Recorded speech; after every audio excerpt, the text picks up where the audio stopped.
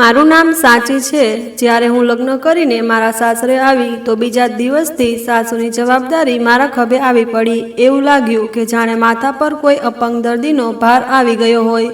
સાસુ આખો દિવસ ચારપાઈ પર પડી રહેતી અને હું તેમના બધા કામ કરતી। મારો પતિ નીરજ ગરીબ હતો। સાસુની સેવા કરવામાં મને ખૂબ ગુસ્સો આવતો, પણ હું ધીરજ રાખી લેતી। એક દિવસ જ્યારે હું નાહીને બહાર આવી તો જોયું કે તડકો સાસુના ચહેરા પર પડી રહ્યો હતો। તેમની આંખોમાંથી આંસુ વહી રહ્યા હતા। મેં તરત જ ચારપાઈને છાંયડામાં ખસેડી।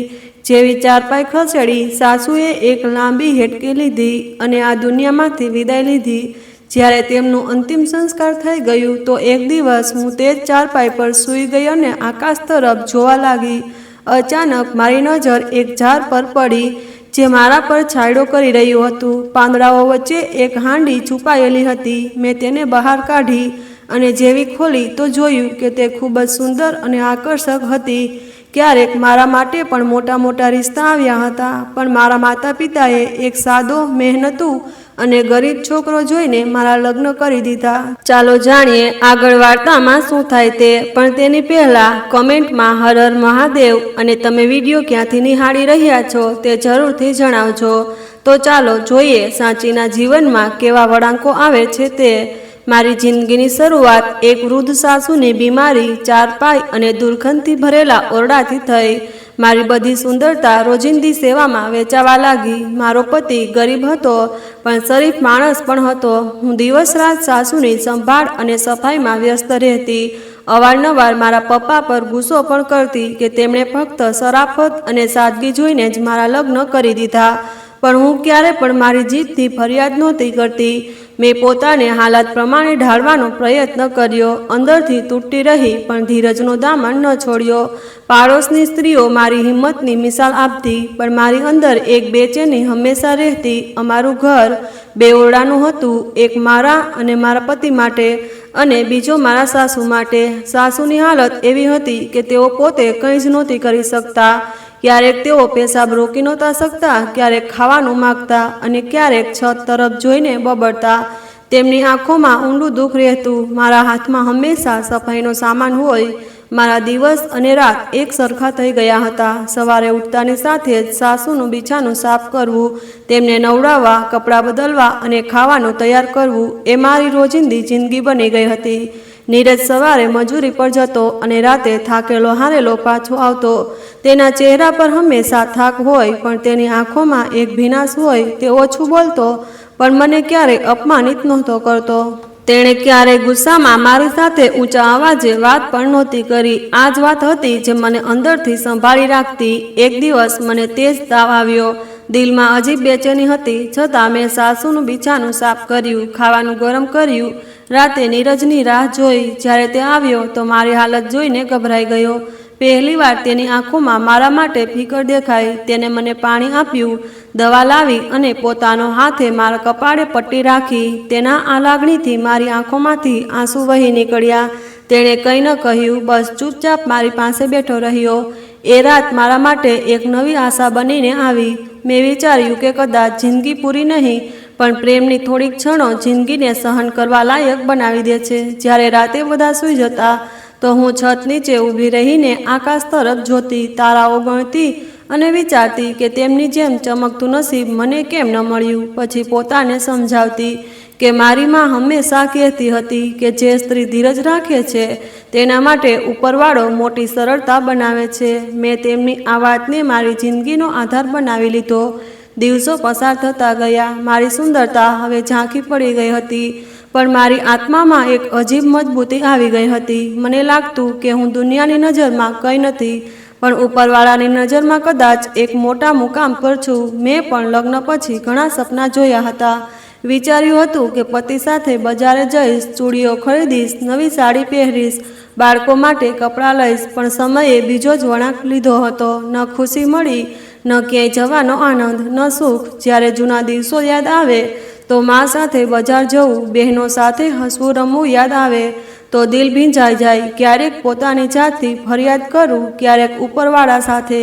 દિલ ઈચ્છે કે બસ એક દિવસ એવો હોય જે ફક્ત મારા માટે હોય, ન સાસુની સેવા હોય, ન પતિની જરૂરિયાતનો, બસ એક દિવસ જે ફક્ત મારો હોય. સાસુની તબિયત સતત બગડતી જતી હતી. રાતે ઘણી વખત પેશાબ નીકળી જતો, ક્યારેક દુખાવાથી કણસતા રહેતા. તેમની બીમારીએ મારા બધા સપના ખાઈ લીધા હતા. પતિની આર્થિક સ્થિતિ પણ કંઈ ખાસ નહોતી. જે કંઈ તે કમાતો તે બધું ઘરના રાશન અને દવાઓમાં ખર્ચાઈ જતું. મેં ક્યારેય કંઈ માગ્યું નહોતું અને ન તે ક્યારેય મારા માટે કંઈ લાવી શક્યો. તેની આંખોમાં મારા માટે શર્મિંદગી હતી, પણ તે ક્યારેય બોલતો નહીં. તેની ખામોશી મારા માટે તલવાર જેવી હતી. તે પણ લાચાર હતો, પણ હું જાણતી હતી કે તે મને કંઈક આપવા માગે છે. બસ તેની પાસે કંઈ હતું નહીં. ક્યારેક હું અરીસા સામે ઊભી રહીને પોતાની જાતને સવાલ કરતી, શું હું એ છોકરી છું જેને ક્યારેય સુંદરતાની મિસાલ કહેવાતી હતી? મારી સહેલીઓ મને કહેતી કે તું તો કોઈ રાજકુમારી જેવી લાગે છે. આજે સોશિયલ મીડિયા પર તેમના ફોટા જોઉં છું, બાળકો, ગાડીઓ, હસતા ચહેરા, અને હું છું જેનો ફોટો પણ ઝાંખો થઈ ગયો છે. મેં કોઈ સુખી જિંદગી નહોતી પસંદ કરી. મારા માતા પિતાએ મને એક સાદો રિશ્તો સોંપ્યો અને મેં તેને મારું નસીબ માની લીધું. જ્યારે પાડોશની સ્ત્રીઓ આવતી તો પહેલાં મારા વખાણ કરતી, પણ હવે તેમને દયા આવવા લાગી કે બિચારી આ પણ જવાન છે, પણ હાલત જુઓ, જાણે 40 વર્ષની થઈ ગઈ હોય. તેમના શબ્દોમાં સચ્ચાઈ હતી, પણ દરેક વાત મારા દિલ પર ઘા કરતી. હું પોતાને તસલ્લી આપવાનો પ્રયત્ન કરતી કે ઉપરવાળો મારા ધીરજનો બદલો કોઈ અન્ય રીતે આપશે. કદાચ મારી મુશ્કેલીઓ જ મારા સારા દિવસો લાવશે. મેં દિલને સમજાવવા માટે પ્રાર્થનાઓને મારો આધાર બનાવ્યો. રાતે હું ઉપરવાળા પાસે ફરિયાદ કરતી કે તે મને હિંમત, હોંસલો અને કદાચ કોઈ રસ્તો આપે. થોડા દિવસ પછી નીરજના ઓફિસનો માલિક કોઈ કામથી અમારા ઘરે આવ્યો. તે વખતે હું સાસુના ઓરડાની સફાઈ કરીને બહાર નીકળી હતી. મારા કપાળે પરસેવો ચમકતો હતો, હાથમાં ઝાડુની લકીરો અને કપડાં પર સફાઈના ડાઘ હતા. મારો દુપટ્ટો એક બાજુ ખસી ગયો હતો. હું ઝડપથી પોતાને સંભાળવાનો પ્રયત્ન કરવા લાગી, પણ કદાચ મોડું થઈ ગયું હતું. જેવો તે દરવાજે આવ્યો, મારી નજર તેની સાથે મળી. તે એક ક્ષણ માટે થંભી ગયો, જાણે એક ક્ષણ પણ થંભી ગયો હોય. મેં તરત જ શરમથી નજર નીચે ઝુકાવી અને મનમાં પોતાને ઠપકો આપવા લાગી કે આજે કેમ આટલી બેદરકારીથી બહાર આવી. તેની નજરો મારા ચહેરા પર, મારા ભીના વાળ પર અને કદાચ મારી થાકેલી આંખોમાં બાકી રહેલી સુંદરતા પર થંભી ગઈ હતી. મેં ઝડપથી મારા પતિને બોલાવવાનું બહાનું કર્યું, જો કે મને ખબર હતી કે તે કામ પર ગયો છે. મેં કહ્યું, ભાઈ સાહેબ, તે હમણાં ઘરે નથી. તમે ઈચ્છો તો તમારો સંદેશો આપીને જઈ શકો છો. પણ તે ઊભો રહ્યો અને બોલ્યો, ના, બસ એક જરૂરી કાગળ આપવાનો હતો. હું જાતે આવીને આપી દઈશ. સાંજે મેં તેની સાથે કોઈ વાત ન કરી. પછી મેં અડધો દરવાજો બંધ કરી દીધો અને તેની સામે ઊભા રહેવાનો પ્રયત્ન કર્યો, પણ મારા દિલમાં બેચેની વધતી જતી હતી. જેવો દરવાજો બંધ થયો, મારું દિલ ધડકવા લાગ્યું. મેં દરવાજા સાથે ટેકો લગાવીને લાંબો શ્વાસ લીધો, પણ અંદરનો અહેસાસ તે વખતે મારા માટે સુકૂન ન બની શક્યો. સાસુ પોતાના બિછાને પડી હતી. તેમના શ્વાસના અવાજો મારા ધબકારામાં ભળી ગયા. મેં પોતાને ઠપકો આપ્યો કે હું આવી રીતે બહાર કેમ આવી. પછી પોતાને સમજાવ્યું કે આ મારી ભૂલ નહોતી. હું તો ફક્ત ઘરના કામમાં વ્યસ્ત હતી. છતાં દિલ કોઈ અજાણ્યા ડરથી ભરાઈ ગયું. તેની નજારો જાણે મારી આત્મા સુધી ઉતરી ગઈ હોય અને મને અંદરથી હલાવી દીધી. સાંજે જ્યારે મારો પતિ આવ્યો તો મેં તેને કંઈ ન કહ્યું. તે પહેલેથી જ એટલો થાકેલો હારેલો હતો. હવે હું કંઈ કહું તો તે વધુ પરેશાન થઈ જાય. મેં દિલમાં જ વિચારી લીધું હતું કે જો તે ફરી આવે તો હું વધુ સાવચેત રહીશ. પણ હવે મારા દિલમાં એક વાત જન્મી ચૂકી હતી. હું જાણી ગઈ હતી કે તે ફક્ત કાગળ આપવા નહોતો આવ્યો, અને તેને પણ જાણી લીધું હતું કે તે પહેલી વાર આવ્યો છે, પણ આખરી વાર નહીં. બીજા દિવસે સવારથી જ મારા દિલમાં અજીબ બેચેની છવાઈ ગઈ, જાણે કંઈક થવાનું હતું. મેં સાસુ માટે સાફ કપડાં કાઢ્યા, ખાવાનું આપ્યું અને જેવા બધા કામ પૂરા થયા, દરવાજે ખટખટ થઈ. દિલ ફરી જોરથી ધડકવા લાગ્યું. મેં જઈને ડોક્યું કરીને જોયું તો ફરી તે જ હતો. હાથમાં એક ફાઇલ હતી અને ચહેરા પર એ જ આત્મવિશ્વાસ, જાણે તેને ખબર હોય કે દરવાજો ખુલશે જ. મેં હળવેકથી દરવાજો ખોલ્યો અને અંતર રાખીને પૂછ્યું, જી, શું કામ છે? તેણે કહ્યું, કાલે જે કાગળ આપવાનો રહી ગયો હતો, બસ તે જ આપવા આવ્યો છું. અને સાથે એવી રીતે હસ્યો જાણે કંઈક વાત છુપાવતો હોય. મેં ઝડપથી કહ્યું, તમે એ કાગળ મારા પતિને ઓફિસમાં જ આપી દેજો. તે કાલે આવશે, હમણાં ઘરે આરામ કરે છે. તેણે ફાઇલ આગળ કરી અને બોલ્યો, તમે લઈ લો, સાંજે નીરજને આપી દેજો. મેં ઝડપથી ફાઇલ લઈ લીધી અને દરવાજો બંધ કરી દીધો. પણ તે પહેલાં તેની નજરો મારા ચહેરા પર ટકી રહી, જાણે કંઈક કાબૂમાં રાખતી હોય. મેં દરવાજો બંધ કરીને સાકળ ચડાવી અને સાસુ પાસે જઈને બેસી ગઈ. મારું દિલ ખૂબ જોરથી ધડકવા લાગ્યું. મારી હથેળીઓ પરસેવાથી ભીંજાઈ ગઈ હતી. હવે તે અજાણ્યો નહોતો રહ્યો, હવે તે મારા સુકૂનનો દુશ્મન બની ગયો હતો. તે વારંવાર બહાના બનાવીને આવવા લાગ્યો. ક્યારેક કોઈ ફાઇલ છોડવા આવતો, ક્યારેક જૂની રસીદનું બહાનું કરીને ફરી દરવાજે ખટખટ કરતો. હું હેરાન હતી કે ઓફિસનો માલિક, આટલો વ્યસ્ત માણસ, એક મજૂરના ઘરે વારંવાર આવીને આવા નાના મોટા કામ કેમ કરે છે. મારા દિલમાં શંકાનું બીજ રોપાઈ ચૂક્યું હતું, જે તેની હાજરીથી વધુ ઊંડું થતું જતું હતું. દર વખતે જ્યારે તે આવતો, તેની નજરો મારા અસ્તિત્વ પર ઉતરવા લાગતી, જાણે તે મને સમજી ગયો હોય, જાણે તેની નજરો મારી ગરીબી, મારો થાક અને મારી લાચારીની સમગ્ર વાર્તા વાંચી રહી હોય. હું પોતાને તેની નજરોથી બચાવવાનો પ્રયત્ન કરતી, પણ તે જ નજર મારો પીછો નહોતી છોડતી. એક દિવસ બપોરે તે અચાનક આવી ગયો. નીરજ કોઈ કામ માટે શહેરની બહાર ગયો હતો.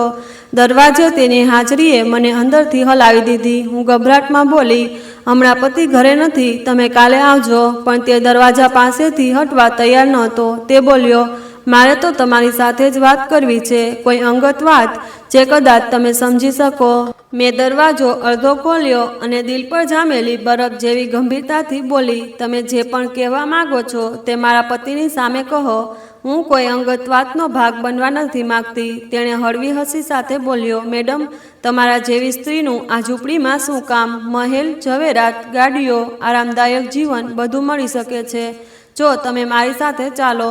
તે વાત મારા કાનમાં ગૂંજી ગઈ, જાણે કોઈએ મારા અસ્તિત્વ પર થપ્પડ મારી હોય. મારા દિલની ધડકન તેજ થઈ ગઈ. હાથ ક્યાં રાખું કંઈ સમજ ન આવ્યું. મારા માટે એક ક્ષણ અસહ્ય બની ગઈ.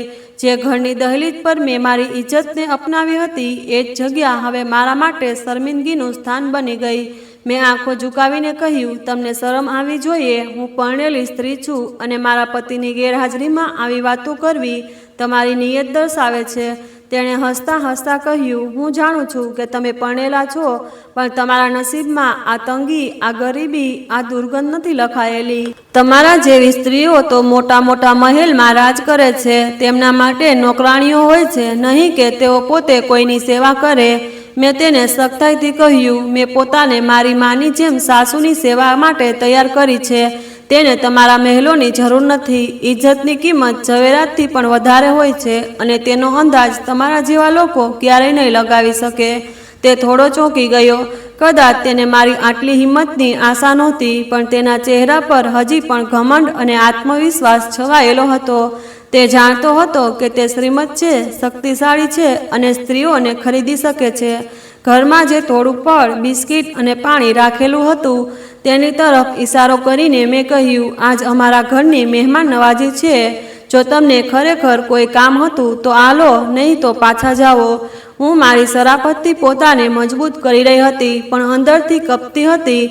તેની નજર અને તેનો અંદાજ મારા માટે ડર બની ગયો હતો. તે થોડી વાર ચૂપ રહ્યો, પછી ધીમેથી બોલ્યો, ઠીક છે, પણ યાદ રાખો, મારી ઓફર હજી ખતમ નથી થઈ.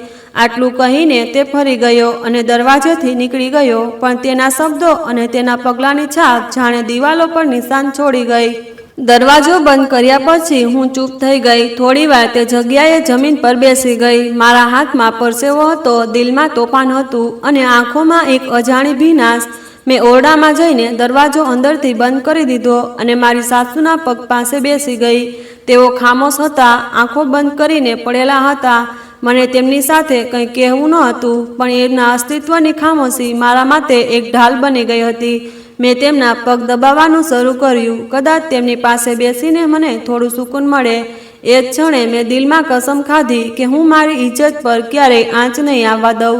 ભલે ગમે તેટલી ગરીબી હોય, ગમે તેટલું દુઃખ હોય, હું મારી વફાદારી, મારો ઉછેર અને મારી સચ્ચાઈ ક્યારેય નહીં ભૂલું. એ રાતે જ્યારે મારા પતિ પાછા આવ્યા તો તેનો ચહેરો જોઈને થોડીવાર માટે બધું ભૂલી ગઈ. તેનો થાક અને તેની સાદી મુસ્કાન મારા માટે કોઈ અહેસાસથી ઓછી નહોતી. મેં ચૂપચાપ તેના માટે ખાવાનું કાઢ્યું, પાણી આપ્યું અને તેની વાતો સાંભળી. મેં તેને દિવસનું એ વાક્ય ન જણાવ્યું, કારણ કે મને ખબર હતી કે તેનાથી કંઈ બદલાશે નહીં, ફક્ત ઘરમાં એક નવું દુઃખ જન્મશે. મેં નક્કી કરી લીધું હતું કે હવે મારે પોતાની રીતે એ શેતાન સાથે નિપટવું છે, અને સૌથી પહેલાં મારે મારા દિલને મજબૂત કરવું છે, જેથી કોઈ પણ ઓફર મારા ઈરાદાઓને હલાવી ન શકે. મારા માટે એક ક્ષણ જિંદગીની એક મોટી મુશ્કેલીની શરૂઆત હતી. એક સ્ત્રી માટે સૌથી મોટી મુશ્કેલી ત્યારે આવે છે જ્યારે તેના ચારિત્ર પર સવાલ ઊભા થવા લાગે. મેં મારી ઇજ્જત સાથે મારા ઘરની દિવાલોને બચાવવાનું નક્કી કરી લીધું હતું. મને હવે સમજાઈ ગયું હતું કે કેટલાક લોકો દોલત અને તાકાતના નશામાં માણસને વસ્તુ સમજવા લાગે છે, અને સ્ત્રીને સૌથી નબળી પણ એ સ્ત્રી હું હતી જે પ્રેમ અને વફાદારીના મજબૂત કિલ્લામાં બંધ હતી, જેને કોઈ લાલચ જીતી નહોતું શકતું. મેં નજરો ઝુકાવીને કહ્યું, હું એક પરણેલી સ્ત્રી છું અને મારી વફાદારી મારા પતિ સાથે છે. મારા શબ્દોમાં થોડી લડખડાટ જરૂર હતી, પણ મારી નિયતમાં કોઈ ભ્રમ નહોતો. એક ક્ષણે મને મારી માની કહેલી એ વાત યાદ આવી કે સ્ત્રીની સૌથી મોટી દોલત તેની વફાદારી હોય છે. બેટી, તને ક્યારેય ગુમાવીશ નહીં. હું જાણતી હતી કે જે વખતે હું આ વાત કહી રહી હતી, મારા દિલમાં ઘણા બધા જજ્બાત એકસાથે ભરી રહ્યા હતા. ગુસ્સો, ડર અને સૌથી વધુ એ પ્રેમ જે મને મારા સાદા પતિ સાથે થઈ ચૂક્યો હતો. એ માણસ જેની જિંદગીમાં કદાચ સુખ સુવિધા નહોતી, પણ તેની નજરોમાં એક એવી શરમ હતી જે આજકાલના પુરુષોમાં ભાગ્યે જ જોવા મળે છે. મારો પતિ નીરજ ગરીબ હતો, પણ તેનું દિલ ખૂબ અમીર હતું. તે જે પણ કમાતો તે મારા હાથમાં મૂકીને કહેતો, આ તો તારા નસીબથી જ છે કે હું આટલું કમાઈ શકું છું. આ તારી પ્રાર્થનાની અસર છે. તે ક્યારેય ઘરના થોડા નાના મોટા કામ પણ કરી લેતો, પણ જ્યારે સાંજે ઘરે આવતો તો તેની આંખોમાં થાક નહીં, પણ એક સુકૂન અને એક તાકાત દેખાતી. તે હંમેશા હસીને દરવાજો ખોલતો, જાણે કહેતો હોય કે દુનિયાની બધી તકલીફો બહાર જ છોડી આવ્યો છું. મેં ક્યારેય તેની પાસેથી સીધા શબ્દોમાં પ્રેમ નહોતો સાંભળ્યો, પણ તેની ખામોશી, તેની દરેક અદા અને તેની નાની નાની કોશિશોમાં મને સ્પષ્ટ દેખાતું કે તે મને ખૂબ પ્રેમ કરે છે. મને આજે પણ યાદ છે, એક રાતે જ્યારે ખૂબ જોરદાર વરસાદ વરસી રહ્યો હતો અને છત પરથી પાણી ટપકવા લાગ્યું, તો તેણે પોતાના કપડાથી પાણી રોકવાનો પ્રયત્ન કર્યો, અને છતાં મારા માટે એક ભીની છત નીચે એક સૂકી જગ્યા બનાવી દીધી, જેથી હું આરામથી સૂઈ શકું, અને પોતે એક ખૂણામાં બેસીને રાત વિતાવી દીધી. હું તેને જોઈને વિચારવા લાગી કે આ માણસ માટે મારી ઊંઘ, મારું સુકૂન આટલું કિંમતી છે, તો હું તેનો સાથ કેવી રીતે છોડી શકું? શું ફક્ત ઝવેરાત અને ગાડીઓ માટે હું એક વફાદાર માણસને દગો આપી શકું? મારા દિલે તરત જ જવાબ આપ્યો, ના. એ અમીર માણસ હવે ખુલ્લેઆમ મને લાલચ આપવા લાગ્યો. તે કહેતો, તમારા જેવી સ્ત્રીઓ ગરીબીમાં મૂરઝાઈ જાય છે, તમારા જેવી સુંદરતા તો મહેલોમાં રાજ કરે છે. તે મારી સામે મારા સપનાની એક ખોટી દુનિયા રજૂ કરતો અને કહેતો, બસ એક પગલું ઉઠાવો, તમારી જિંદગી બદલાઈ જશે. પણ હું જાણતી હતી કે બહારથી મારી જિંદગી ભલે બદલાઈ જાય, પણ મારું અંદરનું સુકૂન હંમેશ માટે છીનવાઈ જશે. વફાની એ છાંયડો જેમાં હું અત્યાર સુધી જીવી હતી, એ ધૂપ બનીને મને બાળી નાખશે. હું દર વખતે તેની વાતો ચૂપચાપ સાંભળતી, નજરો ઝુકાવીને, અને દિલમાં મારા પતિનું ચિત્ર લઈને બેસી જતી. મારા સિદ્ધાંતો, મારો ઉછેર અને મારી જમીન મને રોકી રાખતા હતા. જે ઘરમાં હું ઉછરી હતી ત્યાં ઇજ્જતને સૌથી કિંમતી વસ્તુ ગણવામાં આવતી હતી. મારી માએ મને એ જ શીખવ્યું હતું કે સચ્ચાઈ અને વફાદારી ક્યારેય ન વેચવી, ભલે તને ભૂખે મરવું પડે. અને મેં મારી માની એ વાતને દિલમાં હંમેશા બેસાડી રાખી. મારા પતિને પણ ક્યારેય અંદાજો નહોતો થયો કે હું કેવા હાલતમાંથી પસાર થઈ રહી હતી, કારણ કે મેં તેને ક્યારેય આ બધું જણાવ્યું નહોતું.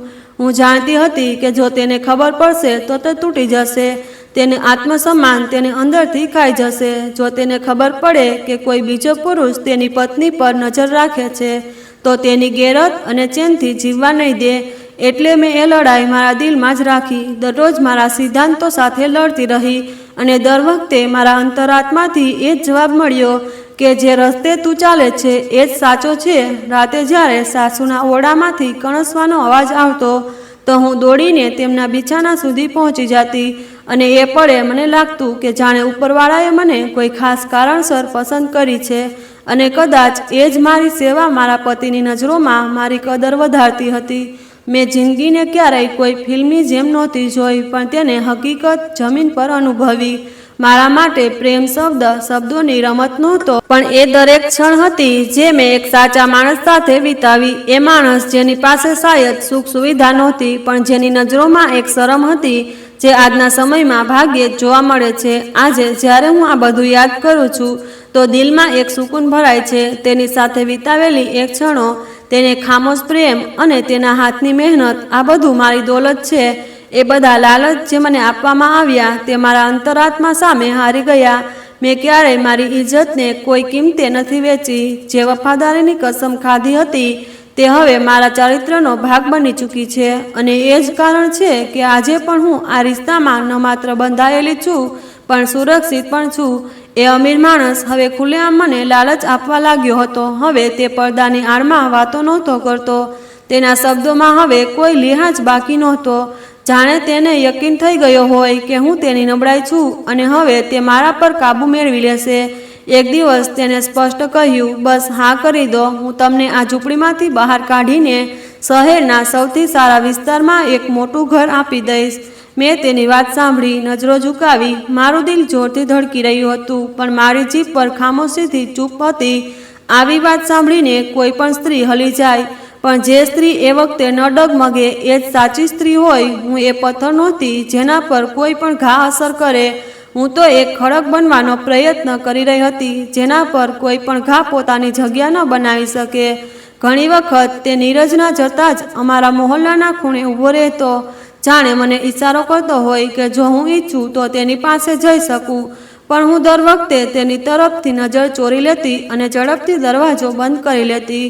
મને ખબર હતી કે જો મારા પતિને આ બધું ખબર પડશે તો તે તૂટી જશે. તે ખૂબ ઇજ્જતદાર અને દિલથી જીવનારો માણસ હતો. તેની ગેરત ક્યારેય બરદાસ્ત નહીં કરે કે તે કોઈ તેની પત્ની પર આવી નજર રાખે છે, આવી વાતો કરે.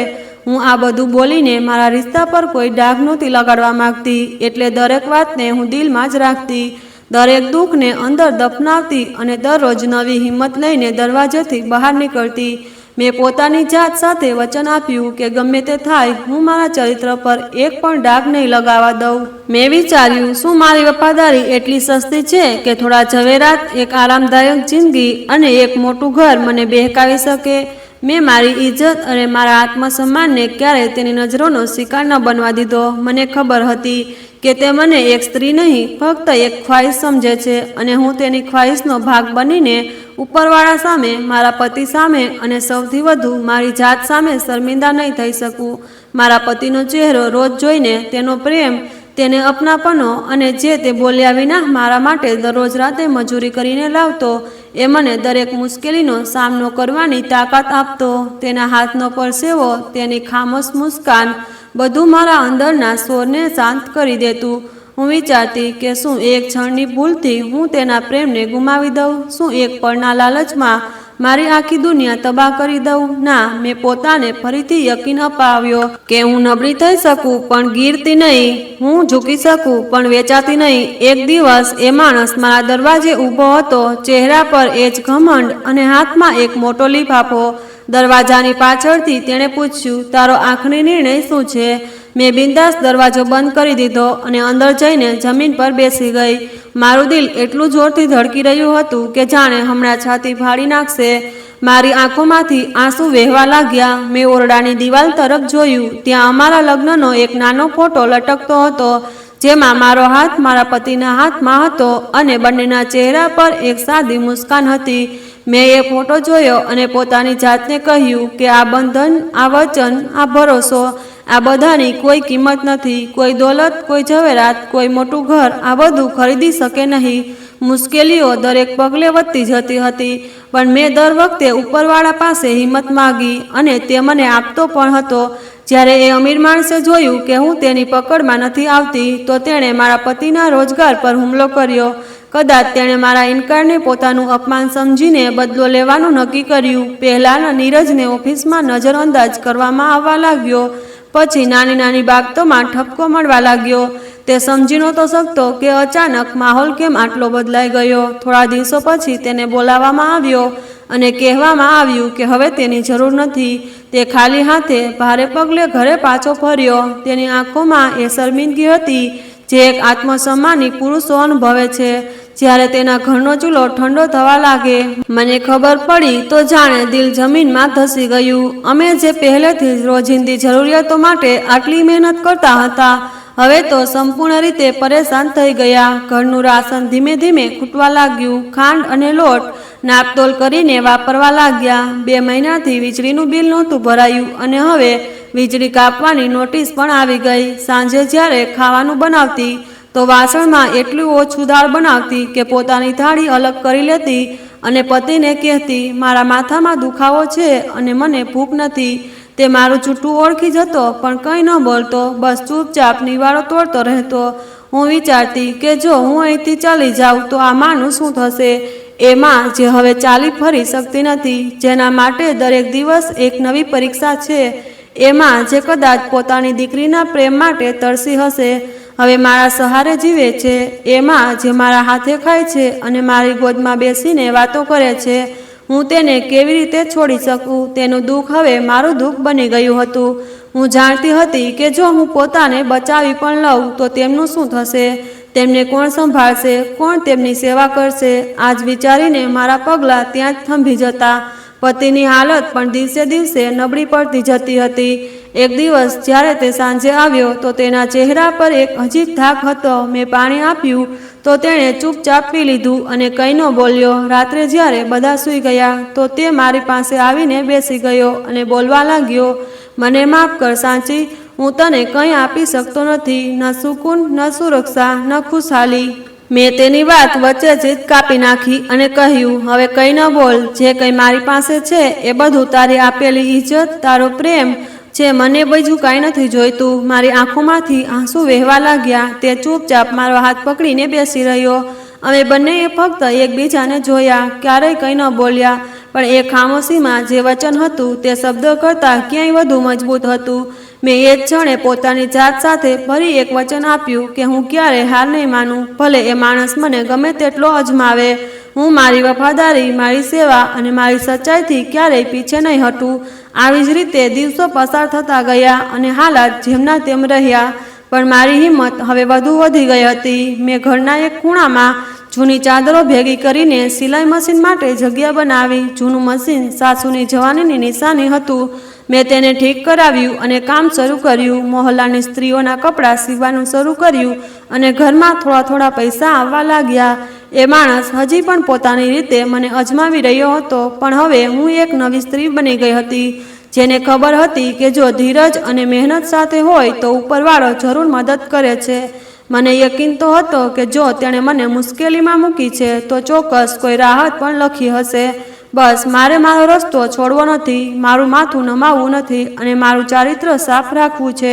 આજ મારી અસલી જીત હશે. આની આગળ દરેક લગ્ન, દરેક લાલચ અને મુશ્કેલી હારી જશે. એક દિવસ જેવી હું નાઈને બહાર નીકળી, આકાશમાં સૂરજ પોતાની તેજમાં હતો અને બપોરના સમયે બેઠકમાં ધૂપના તેજ કિરણો દરેક વસ્તુ પર નિર્દય રીતે પડી રહ્યા હતા. મેં મારો દુપટ્ટો ઠીક કરતા સાસુના ઓરડા તરફ પગલાં ભર્યા તો ત્યાં એક અજીબ શાંતિ છવાયેલી લાગી. તેઓ સામાન્ય રીતે કોઈને કોઈ બાબતે અવાજ આપતા રહેતા, ક્યારેક પાણી માંગતા, ક્યારેક હાથ પકડીને કંઈક કહેતા, પણ આજે તો સંપૂર્ણ શાંતિ હતી. જ્યારે હું અંદર દાખલ થઈ તો જોયું કે તેમની ચારપાઈ ઓરડામાં બહાર ધૂપમાં ખસી ગઈ હતી અને તેમના ચહેરા પર ધૂપની સીધી કિરણો પડી રહી હતી. તેમની આંખો ખુલ્લી હતી પણ તેમના ચહેરા પર એક અજીબ સુકૂન અને ખાલીપણું દેખાયું. એ ક્ષણ મારા માટે એવી હતી જાણે કોઈએ મારા શરીરમાંથી મારી આત્મા ખેંચી લીધી હોય. મારા હાથ થંભી ગયા, જીભ બંધ થઈ ગઈ અને આંખોમાંથી આંસુ વહેવા લાગ્યા. મારા સાસુ, જેમની દરેક તકલીફ, દરેક શ્વાસ મારા દિવસનો હિસ્સો બની ગયો હતો, હવે હંમેશ માટે શાંત થઈ ગઈ. એ સ્ત્રી જેને મેં મારી માં જેવી માની, જેની સેવાને મેં મારું નસીબ સમજ્યું, આજે તે મને હંમેશ માટે એકલી છોડીને ચાલી ગઈ.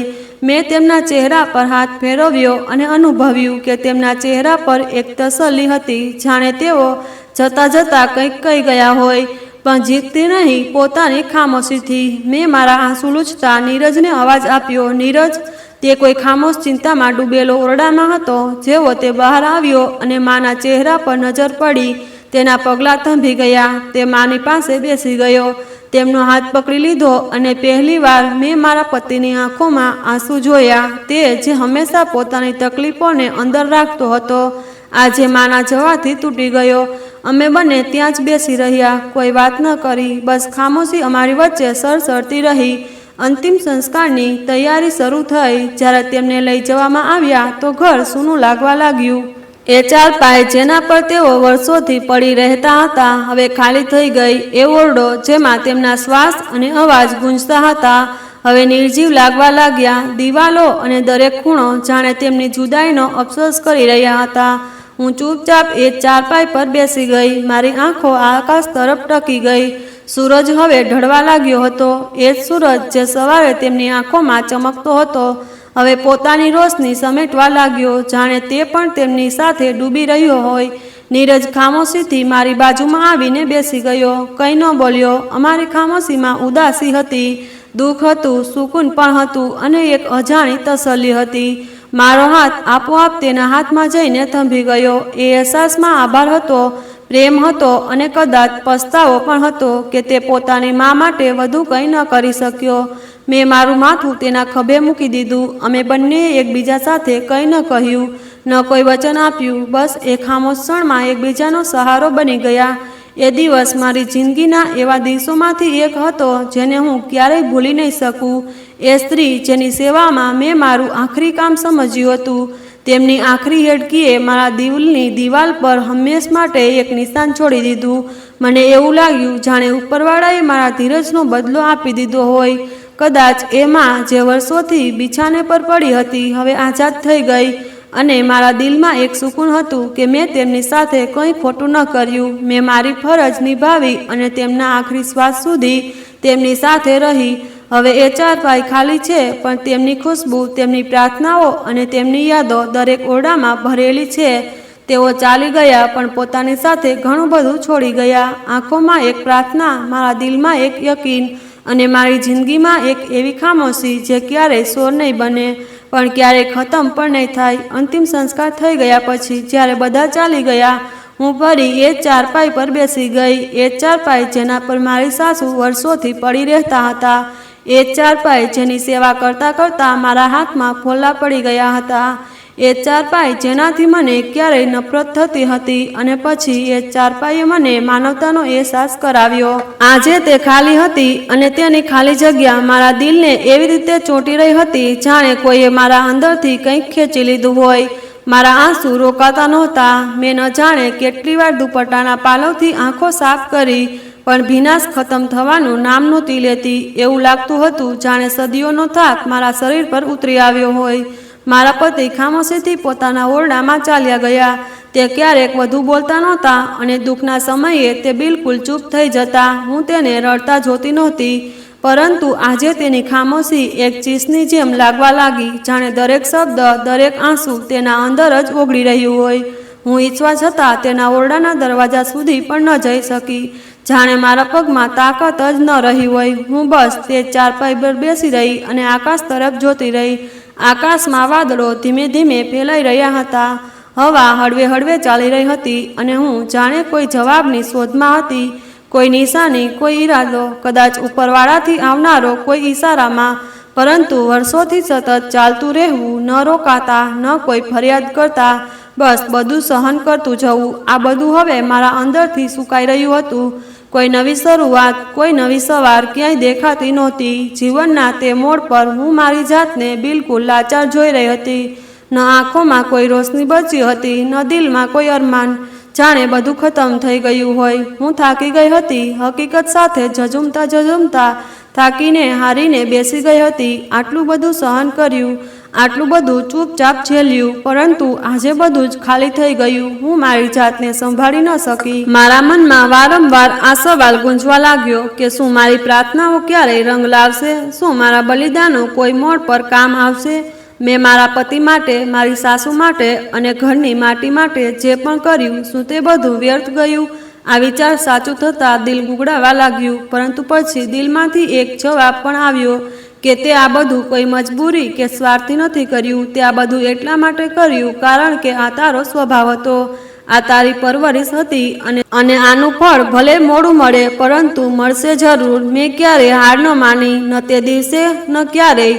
ઉપરવાળા પરથી આશા તોડી હું દિલથી પ્રાર્થના કરતી હતી, માથું નમાવીને કહેતી કે તું જાણે છે કે હું તારો આભાર ક્યારેય નહીં છોડું. હવે બસ મને હિંમત આપ, મને તે શાંતિ આપ જેનું મેં ધીરજ કરનારો સાથે વચન આપ્યું. મારી આ પ્રાર્થના મારા હોઠ પરથી નહોતી નીકળતી, તે તો મારા દિલમાંથી નીકળતી હતી અને કદાચ તે જ પડે મારા દિલની અંદર એક હળવી રોશની ઝબૂકવા લાગી, જાણે કોઈએ અંદરથી કહ્યું હોય કે આ અંત નથી, આ તો શરૂઆત છે. હું બેઠકની બારીમાંથી બહાર જોતી હતી. મારી નજર જૂના આમના ઝાડ પર જઈને અટકી. તે ઝાડ જે વર્ષોથી અમારા ઘરની ખામોશીનું સાક્ષી હતું, આજે કંઈક અલગ લાગી રહ્યું હતું. સૂરજની કિરણો તેના પાંદડાઓમાંથી ચાલીને જમીન પર અજીબ ઝાંખીઓ બનાવી રહ્યું હતું અને ત્યારે જ તેના પાંદડાઓની વચ્ચે એક હળવી ચમક મારી આંખો સાથે અથડાઈ. મેં પહેલાં તો વિચાર્યું કે કદાચ કોઈ પંખી હશે કે કોઈ પ્લાસ્ટિકનો ટુકડો ત્યાં અટવાયો હશે, પરંતુ દિલની અંદર કંઈક અલગ હલચલ ઉઠી. હું ધીમે ધીમે તે ઝાડ પાસે પહોંચી. તેની ડાળીઓને એક બાજુ કરી તો નીચે માટીમાં કંઈક દટાયેલું દેખાયું, એક જૂનું માટીથી ઢંકાયેલું હાંડું. મેં મારા હાથથી માટી હટાવી તો હાંડાનું ઢાંકણું દેખાયું. દિલની ધડકન એકદમ ઝડપી થઈ ગઈ. આટલા વર્ષોમાં મેં અહીં ક્યારેય કંઈ નહોતું જોયું. આ કોણે રાખ્યું હતું? આ શું છે? વિચારતા વિચારતા મેં હાંડું ઉપાડ્યું અને બેઠકમાં ઓસરીમાં લઈ ગઈ. હાંડું હલકું નહોતું, જાણે તેમાં કંઈક કિંમતી વસ્તુ રાખી હોય. હું થોડી પળો તેને એમ જ જોતી રહી. પછી ધીમે ધીમે તેનું ઢાંકણું ખોલ્યું. અંદર જે જોયું તે જોઈને મારા શરીરમાં એક આંચકો લાગ્યો. હાંડામાં સોનાના ઘરેણાં રાખેલા હતા, ઝુમકા, કરડલા અને કેટલાક જૂના જમાનાના સિક્કાઓ. એક પણ તો યકીન જ ન આવ્યો. મેં ફરીથી તેને અડીને જોયું. તે વધુ ખરેખર અસલી હતું. મારી આંખો આશ્ચર્યથી ભરાઈ ગઈ અને મનમાં એક જ નામ આવ્યું, મારા સાસુ. તે જ સ્ત્રી જેની સેવા મેં વર્ષોથી કરી હતી, જેના છેલ્લા શ્વાસ મારી સામે થંભી ગયા હતા. કદાચ જતાં જતાં તેમણે પોતાની રીતે મને બધું સોંપી દીધું હતું. મેં તરત જ નીરજને બૂમ મારી. મારા અવાજમાં ગભરાટ પણ હતો અને આશ્ચર્ય પણ. તે દોડતો આવ્યો, મારા હાથમાં હાંડું જોઈને થંભી ગયો. મેં કહ્યું, આ જો, ઝાડ નીચેથી નીકળ્યું છે. તેણે હાંડામાં જોયું અને તેનો ચહેરો એકદમ બદલાઈ ગયો. આંખો ભરાઈ આવી. તે ધીમેથી બોલ્યો, આ માના ઘરેણાં છે. બાળપણમાં મમ્મી કહેતા હતા કે તેમણે આ બધું લગ્ન પછી ધીમે ધીમે એકઠું કર્યું હતું. તેમનું સ્વપ્ન હતું કે જ્યારે વહુ આવે તો આ બધું તેને જ આપવું. તેનો અવાજ ભારે થઈ ગયો. કદાચ મમ્મીને આ વાત યાદ નહીં રહી હોય. આ વખત તેની રાહ જોતો રહી ગયો. તે એક એક ઘરેણું ઉપાડીને જાણે પોતાની માની હાજરી અનુભવી રહ્યો હતો અને હું શાંતિથી તેને જોતી રહી. મને એવું લાગી રહ્યું હતું કે જાણે મારી સાસુનો શાંત પ્રેમ આજે આ રૂપમાં મારી સામે આવી ગયો છે. તે સ્ત્રી જેણે ક્યારેય પોતાની ખાસ લાગણીઓનો વ્યક્ત નહોતી કરી, આજે હાંડીમાં બધું જ કહી ગઈ. અને આ ઘરેણામાં માત્ર સોનું નહોતું, તેમાં મારી મહેનત, મારી ધીરજ, મારો ત્યાગ અને મારી શાંત સેવાનો જવાબ પણ છુપાયેલો હતો. મારી સાસુએ પોતાની રીતે મને ઇજ્જત આપી હતી. એ ઇજ્જત જે ન તો બોલાય છે, ન તો દેખાય છે, ફક્ત અનુભવાય છે. હું હાંડીને મારા હૃદય સાથે લગાવીને જાણે મારી સાસુને ગળે લગાવી રહી હતી. મારી આંખોમાંથી આંસુ વહેવા લાગ્યા, પણ હવે તે આંસુઓમાં કોઈ ફરિયાદ નહોતી, ફક્ત આભાર હતો. અમે બંનેએ સાથે મળીને નક્કી કર્યું કે આ ઘરેણાંને અમે સંભાળીને રાખીશું. મેં નીરજને કહ્યું, જો આપણે ઈચ્છીએ તો આને વેચીને આપણી સ્થિતિ સુધારી શકીએ. પણ તેણે મારી તરફ જોઈને કહ્યું, આ મમ્મીની આખરી નિશાની છે, તેમનું સપનું છે, તેમની ઈચ્છા છે, તો હું આને કેવી રીતે વેચી દઉં? તેની વાત સાંભળીને મારા હૃદયમાં તેના માટે નવો પ્રેમ જાગ્યો. મેં ચૂપચાપ માથું હલાવ્યું અને હાંડીને ફરી હૃદય સાથે લગાવી. આ હવે મારા માટે ફક્ત ઘરેણાં નહોતા, આ મારી સાસુની આખરી પ્રેમ હતો. તેમની શાંત દુઆઓ, તેમના આશીર્વાદ હતા. અને તે પળે મને એવું લાગ્યું કે જાણે મારી બધી દુઆઓ સાંભળી લેવાય છે. મેં દિલથી કહ્યું, મમ્મીજી, તમે જ્યાં હોવ ત્યાં મને સાંભળતા હશો. આભાર કે તમે મને વહુમાંથી દીકરી બનાવી. તે દિવસ પછી મારી હિંમત બમણી થઈ ગઈ. મારા હૃદયને પહેલાં કરતાં પણ વધુ શાંતિ મળી. મારા ઈરાદા પહેલાં કરતાં વધુ મજબૂત થયા, કારણ કે હવે મારી પાસે એક ખજાનો હતો, મારી સાસુની શાંતિથી છુપાયેલા પ્રેમનો ખજાનો. જે મારા માટે દુનિયાની દરેક દોલતથી વધુ કિંમતી હતો. અમે બંનેએ નક્કી કર્યું કે હવે અમે પોતાની મહેનતથી સ્થિતિ બદલીશું. અમે વર્ષોથી જે સહન કર્યું તે જ અમારી તાકાત બની ગયું. મારા પતિએ જૂની મજૂરી ફરી શરૂ કરી. તે સવારે ઘરેથી નીકળતો અને સાંજે થાકેલો પાછો આવતો. મેં પણ ઘરે બેસીને કામ શરૂ કર્યું. શરૂઆતમાં ફક્ત ગલીની સ્ત્રીઓ દુપટ્ટાની કોર કઢાવવા આવતી. પછી ધીમે ધીમે કામ વધવા લાગ્યું. મેં જૂના કપડામાંથી નવા અંદાજમાં ગળા, બાઈ અને બાળકીઓના ફ્રોક બનાવવાનું શરૂ કર્યું. મારા હાથની સફાઈ લોકોને ગમવા લાગી અને ધીમે ધીમે મને ગ્રાહકો મળવા લાગ્યા. અમારા જીવનમાં પહેલીવાર થોડો પ્રકાશ આવવા લાગ્યો. હવે દિવસો ફક્ત ભૂખ અને દુઃખમાં નહોતા પસાર થતા, તેમાં એક હેતુ સામેલ થયો. અમે દિવસે મહેનત કરતા પણ હૃદયને સુકૂન હતું, કારણ કે અમે જે કંઈ મેળવી રહ્યા હતા તે અમારી ઇજ્જત અને પ્રામાણિકતાથી હતું. મારા પતિની આંખોમાં હવે નિરાશાની જગ્યાએ આશા હતી અને હું તેની હિંમતની સાક્ષી બની. તે પુરુષ જેને ક્યારેય બીજાની નજરમાં નાનો ગણવામાં આવતો, હવે મારા માટે સૌથી સફળ માણસ બની ગયો. ઘરમાં થોડી થોડી રોશની દેખાવા લાગી. જૂના પડદા હટાવી દેવાયા, ફર્શ પર નવી ચટાઈ પાથરી અને રસોડામાં ચમકતા વાસણો દેખાવા લાગ્યા. તે ઘર જે ક્યારેક બોજ લાગતું હતું હવે પ્રેમનું સ્થાન બની ગયું. દરેક ખૂણામાં જાણે સાસુની દુઆઓ વસી ગઈ હોય અને તે દુઆઓએ અમારી ધીરજને પૂર્ણ કરી. ખૂણામાં રાખેલી તે હાંડી જે પહેલાં ફક્ત માટીનું વાસણ લાગતી હતી, હવે મારા માટે સોનાથી પણ વધુ કિંમતી ખજાનો બની ગઈ. અમે તેને નાના સ્વચ્છ કપડાથી ઢાંકીને રાખી હતી, જાણે માના આખરી પ્રેમની રક્ષા તેમાં રાખી હોય. અમે બંનેએ મળીને એક નવી દુનિયા બનાવી, જેનો પાયો સચ્ચાઈ, ધીરજ અને ત્યાગ પર રાખવામાં આવ્યો હતો. તે સચ્ચાઈની કિંમત શરૂઆતમાં અમને ઘણી ભારે લાગી, પણ હવે અમે જાણી ગયા કે આજ સચ્ચાઈ અમને ઇજ્જત, સુકૂન અને સાચી ખુશી સુધી લઈ જશે. અમે તે ઘરેણાં ન વેચ્યા. અમે જે મહેનત કરી, જે ધીરજ રાખી, તે જ હવે અમારા ઘરની સાચી રોનક બની ગઈ. મેં સમજી લીધું કે સચ્ચાઈની કિંમત ખરેખર ઘણી મોટી હોય છે, પણ તેનો સાચો બદલો હંમેશા મોડો જ મળે છે અને તે ઇજ્જતદાર હોય છે. અમે દરેક પળમાં જે ધીરજ રાખી, દરેક ઈચ્છા જે રોકી, તે ભગવાને પ્રેમના રૂપે સુકૂનના ચહેરે પાછી આપી. અને આ સુકૂન બીજા કોઈ રસ્તે મળવું શક્ય જ નહોતું. તે હાંડી જે ક્યારેય માટીથી ઢંકાયેલી હતી, આજે અમારા આત્માનો ખજાનો બની ગઈ હતી. સ્થિતિમાં ભીનાશ હતી, પણ કુદરતે અમારી ધીરજનો બદલો આપવાનું શરૂ કર્યું. મારા પતિએ પોતાની પ્રામાણિકતા અને સતત પ્રયાસથી ગલીમાં એક ખૂણે નાની દુકાન ખોલી. તે દુકાનમાં ભલે સામાન ઓછો હતો, પણ મહેનતની દોલત ઘણી હતી. સવારે તે દુકાન ખોલતો, જાતે સફાઈ કરતો, સામાન ગોઠવતો અને ગ્રાહકો સાથે નરમાઈથી વર્તતો. મેં પણ સિલાઈનું કામ વધાર્યું. મારું નામ હવે ગલીમાં ઓળખાવા લાગ્યું. લોકો પોતાના બાળકોના કપડાં, લગ્નના જોડા અને એમ્બ્રોઇડરીના ઓર્ડર આપવા લાગ્યા. અમે બંને દિવસભર થાકી જતા, પણ રાત્રે જ્યારે ચાનો કપ હાથમાં હોય ત્યારે હૃદય સંતોષથી ભરેલું હતું, કારણ કે અમે જે ખાધું, જે પહેર્યું તે બધું અમારી પોતાની મહેનતથી કમાણીનું હતું. ગરીબી હજી પણ હતી, પણ એ ગરીબી જે ઇજ્જત સાથે હોય તે હૃદયને ઘાયલ નથી કરતી. અમારું ઘર નાનું હતું, ફર્નિચર જૂનું હતું, પણ હૃદયના ખંડ હજી પણ ખુશીથી ભરેલા હતા. ઇજ્જત અને આત્મસન્માન હવે અમારા સંબંધનું સાચું ઘરેણું બની ગયા હતા. હું ઘણીવાર સાંજે તે હાંડી તરફ જોતી, જે હજી પણ ખૂણામાં રાખેલી હતી. તેના પર રાખેલો સફેદ દુપટ્ટો જાણે સાસુની દુઆઓનો સાયો હતો. તે હાંડી હવે ફક્ત વાસણ નહોતી, તે અમારી કથાની સાક્ષી બની ગઈ હતી. તેમાં રહેલા ઘરેણાં અને ક્યારે હાથ નહોતો લગાવ્યો, ફક્ત પ્રેમથી જોયા અને દિલથી સાસુ માટે દુઆ કરી.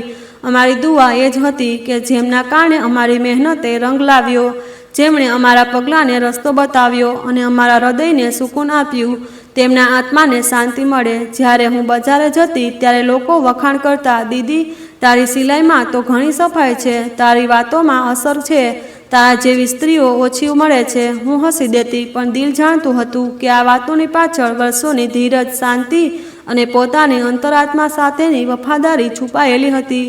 મેં ક્યારેય સરળ રસ્તો નહોતો પસંદ કર્યો, ક્યારેય મારી ઇજ્જતનો સોદો નહોતો કર્યો, અને આજે એ જ મારી સૌથી મોટી ઓળખ બની ગઈ. મને ઘણીવાર તે દિવસ યાદ આવે છે જ્યારે તે શ્રીમંત માણસ મને દુનિયાની બધી સુખ સુવિધાઓ અને એશો આરામ આપવાની વાત કરતો હતો. તેની વાતો, તેનું વર્તન જાણે મારા મન પર છવાઈ રહ્યું હતું. પણ જો તે દિવસે મેં મારી નબળાઈને મારા વિચારો પર હાવી થવા દીધી હોત તો કદાચ આજે હું મોટા ઘરમાં હોત, પણ એક તૂટેલા આત્મા સાથે મારો આત્મા ક્યારેય સુકૂન નહોતો મેળવતો. આજે જ્યારે હું અરીસામાં પોતાને જોઉં છું તો આંખોમાં થાક તો હોય છે, પણ તેમાં એક એવી ચમક હોય જે ફક્ત ઇજ્જતથી જીવનારી સ્ત્રીની હોય છે. મારા અને મારા પતિના સંબંધ હવે ફક્ત લગ્નનું રૂપ નથી રહ્યું, હવે તે મારો સાથી, મારો હમસફર બની ગયો છે. મેં જે મારું દુઃખ બોલ્યા વિના સમજી લે છે તે ઓછું બોલે છે, પણ તેની નજરોમાં મારી બધી કથાઓ છુપાયેલી હોય છે. તે જાણે છે કે મેં કેટલી વાર પોતાને બચાવી, અમારા સંબંધને બચાવ્યો, અમારી ઇજ્જતને બચાવી. અમે બંનેએ ક્યારેય એકબીજા પર આરોપ નથી લગાવ્યો, બલકે એકબીજાનો સહારો બનતા ગયા. કદાચ આ જ સંબંધ હોય છે જે મુશ્કેલીઓમાં સમુદ્રમાંથી નીકળીને વધુ મજબૂત બને છે. અમારી પાસે ભલે બધું નથી, પણ જે છે તે અમારું પોતાનું છે.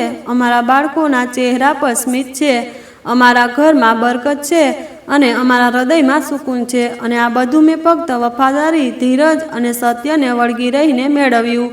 મારા જીવનનું સૌથી મોટું ગૌરવ એ જ છે કે મેં તે ઓફરને નકારી દીધી જે કદાચ દુનિયાની નજરમાં ખૂબ સરળ અને આરામદાયક હતી, પણ મારા માટે તે એક સોદો હતી જે મારા આત્માને જીવતો હોવા છતાં મારી દેત.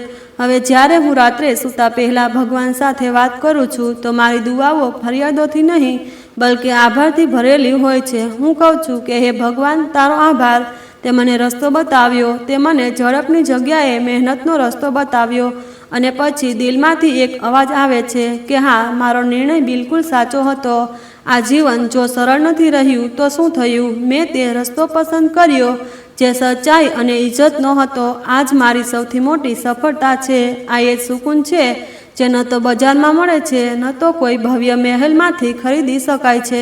આ સુકૂન ફક્ત તેમને જ મળે છે જેઓ મુસીબતોમાંથી પણ સાચો રસ્તો નથી છોડતા. જ્યારે હું મારા પતિ, મારા બાળકો અને મારી મહેનતથી બનેલા આ ઘરને જોઉં છું તો મારા હોઠો પર એ સ્મિત આવી જાય છે. દિલથી સાસુ માટે દુઆ નીકળે છે અને પતિ માટે પ્રેમ જાગે છે. પોતાને માટે ગર્વનો અહેસાસ થાય છે, કારણ કે હું જાણું છું કે મારી કથા ભલે ગમે તેટલી સામાન્ય હોય, પણ મારી સફળતા ખૂબ ખાસ છે.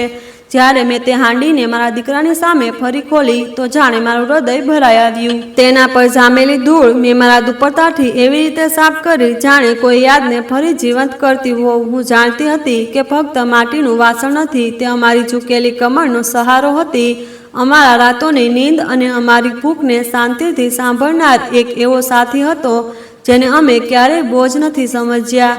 ભરોસાની જેમ દિલમાં સાચવી રાખ્યો. મારો દીકરો જ્યારે ઝૂકીને પોતાની પહેલી કમાણી તેની સામે મૂકી રહ્યો હતો ત્યારે મને લાગ્યું કે વખતે એક આખું ચક્કર પૂરું કર્યું. આજે મારા દીકરાની હથેળીમાં જે થોડી નોટો હતી તે ખરેખર મારી માગેલી મન્નતોની કિંમત હતી. તે દિવસે મારું દિલ અંદરથી બોલી ઉઠ્યું કે ભગવાન, તારો આભાર. તે અમારી મહેનતને ખાલી નથી જવા દીધી. અને ભૂખ્યા તો રહ્યા પણ ભટક્યા નહીં. અમે તૂટ્યા તો સાચે પણ વેચાયા નહીં. અને આજે જ્યારે મારો દીકરો મારી જેમ તે જ હાંડીને જોઈને માથું ઝુકાવી રહ્યો છે ત્યારે મને લાગે છે કે મેં મારી ઓલાદને ફક્ત રોટી કમાવા નથી શીખવી, પણ ઇજ્જતથી કમાવાનું પણ શીખવ્યું છે. નીરજ મારી તરફ જોતા હતા. તેમની આંખોમાં એ બધું હતું જે તેઓ શબ્દોમાં ક્યારેય ન કહી શક્યા. અમે ઘણું બધું નથી કમાયું, પણ જે કમાયું તે સ્વચ્છ હતું, સીધું હતું અને સાચું હતું. મારી હાંડી હવે તિજોરીમાં નથી, મારા દીકરાની નજરમાં છે. હવે તે દરેક નવી શરૂઆત પહેલાં તે જ હાંડીની સામે ઊભો રહે, જાણે ત્યાં કોઈ ખાસ અહેસાસ હોય.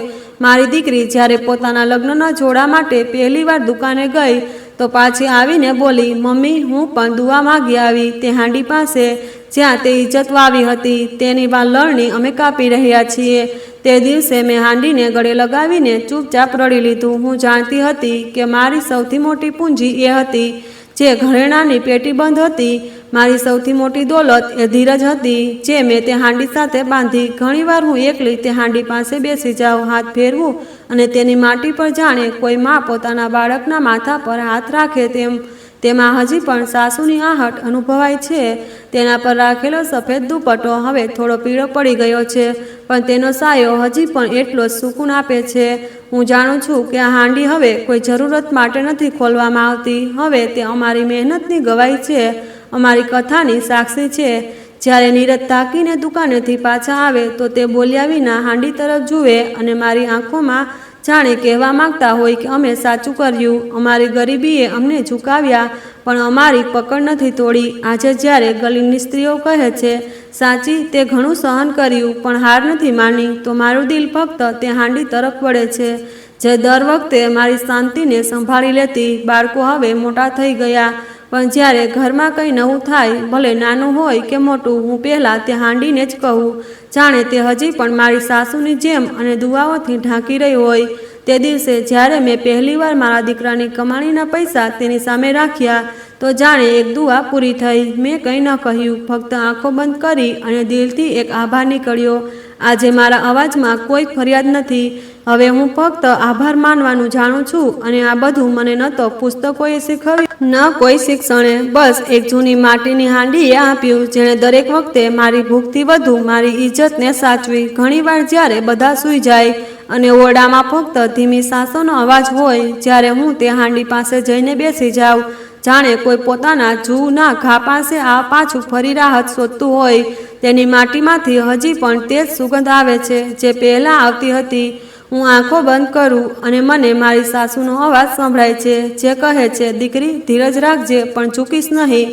તે હાંડીને તેમણે પોતાના હાથે સાચવી હતી. જ્યારે ઘરમાં લોટ ચોખા બધું ખૂટી જતું ત્યારે તેઓ કહેતા દીકરી બધું ઠીક થઈ જશે, એક દિવસ આપણા દિવસો પણ બદલાશે.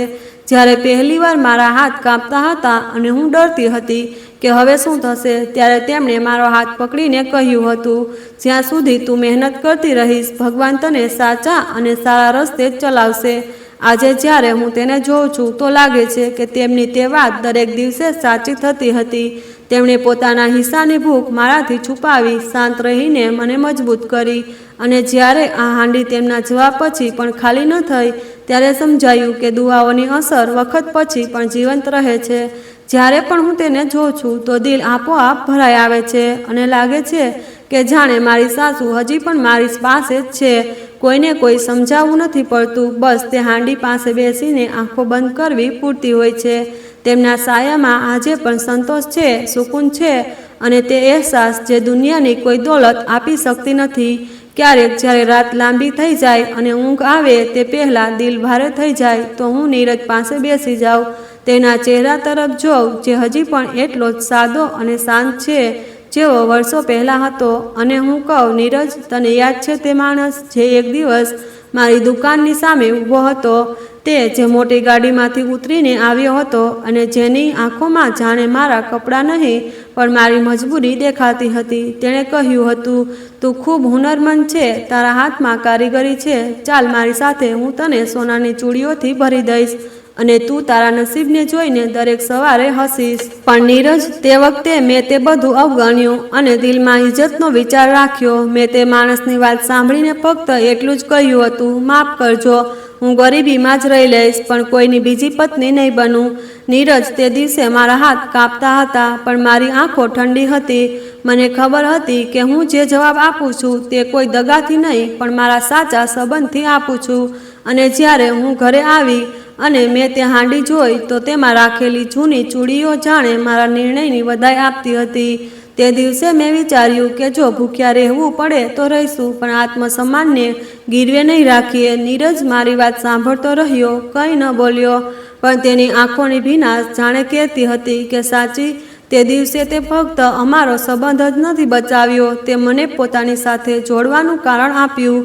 હું જાણું છું કે નીરજ વધુ નથી બોલતો પણ જ્યારે હું તેના હાથમાં ચાનો કપ મૂકું અને તે બોલ્યા વિના મારો હાથ દબાવે તો લાગે છે કે તે દિવસનો મારો નિર્ણય આજે પણ તેની આંખોમાં ઇજ્જત બનીને ચમકે છે. હું નીરજની સામે બેઠી હતી પણ આંખોમાં તે દિવસો ફરતા હતા જ્યારે બધું ગુમાવનારનો ડર હતો અને પોતાને સાંભળવાની જવાબદારી પણ હતી. હવે જ્યારે તે વખતને વિચારું તો એક જ વાત દિલમાંથી નીકળે છે, જો સ્ત્રી પોતાની ઇજ્જત અને સંબંધોની કિંમત સમજી લે તો તેને કોઈ ખરીદી શકતું નથી. દુનિયા લાખ સરળ રસ્તા બતાવે પણ જે સ્ત્રી મહેનતથી પોતાનું ઘર સજાવે છે તેની ચમક કોઈ મોંઘા ઘરેણાથી ઓછી નથી. મેં શીખ્યું કે મુશ્કેલીઓ આવે છે પણ જો સાથે સચ્ચાઈ હોય તો તે મુશ્કેલીઓ પણ એક દિવસ ઇજ્જત બનીને પાછી આવે છે. મેં શીખ્યું કે જ્યારે તારી પાસે ઘણું બધું ન હોય તો પણ જો તારી પાસે આત્મસન્માન હોય તો તું સૌથી શ્રીમંત છે, અને જ્યારે વખત તને ચકાસે તો તારું માથું ઝૂકવાને બદલે તારા પગ જમાવીને ઊભા રહેજે. કારણ કે જો પોતાનો રસ્તો જાતે પસંદ કરે છે તે જ સ્ત્રી એક દિવસ પોતાની કથા પણ જાતે લખે છે. આજે જો હું મારા બાળકોને જોઉં તો લાગે છે કે મેં તેમને કોઈ મહેલ નથી આપ્યો, પણ એવો રસ્તો જરૂર આપ્યો છે જેના પર ચાલીને તેઓ ક્યારેય પોતાનું માથું નીચું નહીં કરે. મારી દરેક દુઆમાં હવે બસ એ જ વાત હોય છે કે દરેક છોકરીને પોતાની મહેનત પર ભરોસો આવે અને દરેક સ્ત્રીને એ સમજાય કે સાચો સાથ અને સ્વચ્છ નિયત સૌથી મોટો સહારો હોય છે. આ હાંડી હવે ફક્ત વાસણ નથી રહી, તેમાં મારી શાંતિ પણ છે, મારી જીત પણ છે અને મારી માં જેવી સાસુની દુઆઓ પણ છે. મિત્રો, આશા છે કે તમને અમારી વાર્તા ગમી હશે. જો વાર્તા ગમી હોય તો વિડીયોને લાઈક કરો અને વાર્તા કેવી લાગી તે કમેન્ટ બોક્સમાં જરૂર જણાવજો. ચેનલ પર નવા હો તો ચેનલને સબસ્ક્રાઈબ કરો અને હા, નોટિફિકેશન બેલને જરૂર દબાવો જેથી આગલું અપડેટ સૌથી પહેલાં તમને મળે.